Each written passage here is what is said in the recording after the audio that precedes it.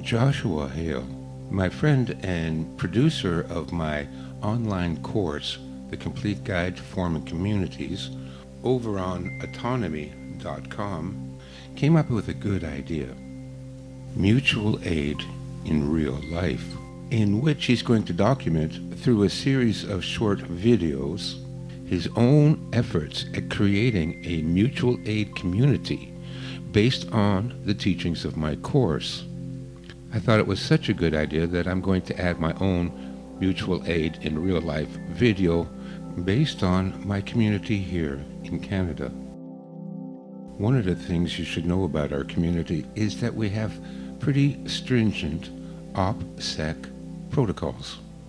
Now, OPSEC means operational security, and it is a strategy by which you reveal as little information as you can about yourself and your community and what you're doing.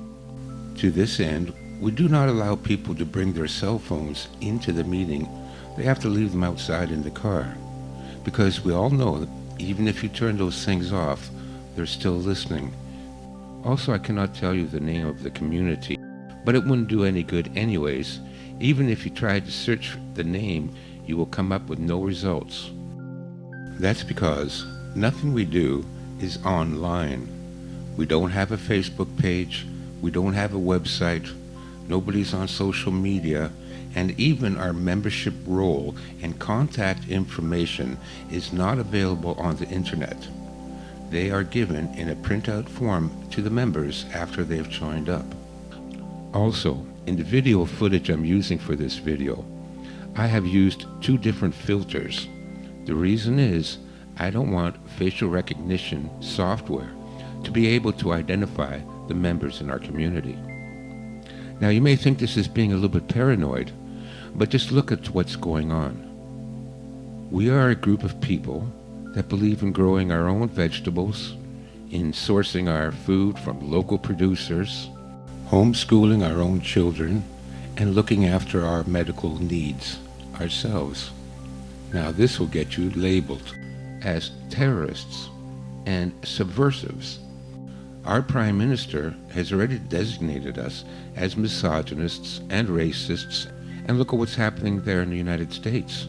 Your idiot president has already labeled anybody that looks and acts like we do as the greatest threat to democracy, domestic terrorists. They'll come after you. Don't think they won't. And so for this reason, we keep as low a profile as possible. One of our members has a piece of property on which he has a clubhouse, which he generously lets us use free of charge. So we meet every week. Now, sometimes, depending on the need, we will meet an hour early for special teams. This week we had a meeting of the medical team. The lovely lady in the center is the leader of the medical team.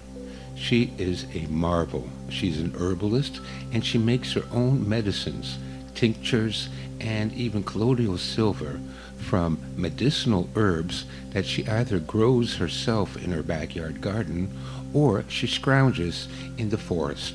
I'm also a member of the medical team because of my background as an instructor for St. John Ambulance. We also have a nurse, a veterinarian, and a former medic, and together we discussed what items we should have in our first aid kits. We decided on creating 3 types of kits. One is a standard first aid kit that every member should have. The other is a trauma kit, which is slightly more robust than the personal first aid kit. And finally, we have like a master kit, and we will keep one of those kits in each of the small towns that our community covers, so that if there is a serious disaster, that we can rely on the supplies in the master kits. A couple of weeks ago, we had an early meeting of the communications team. Here, we designated a special call number to everyone that had a ham radio. This way we can talk to each other and we don't have to use names. We can just use the code number for that person.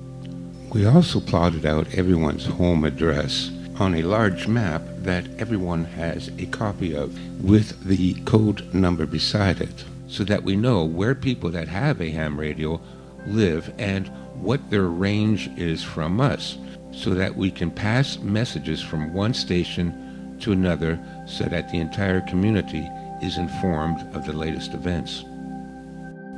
The lady on the right is discussing buying some chickens.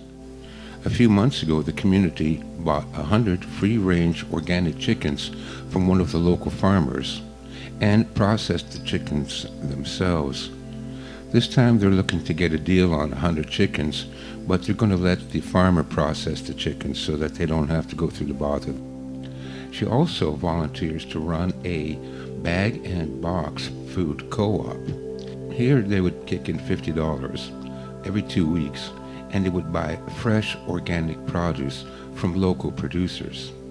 We live in a rural area, and there's a lot of Amish and Mennonite farms around, so there's always a large supply of fresh organic food.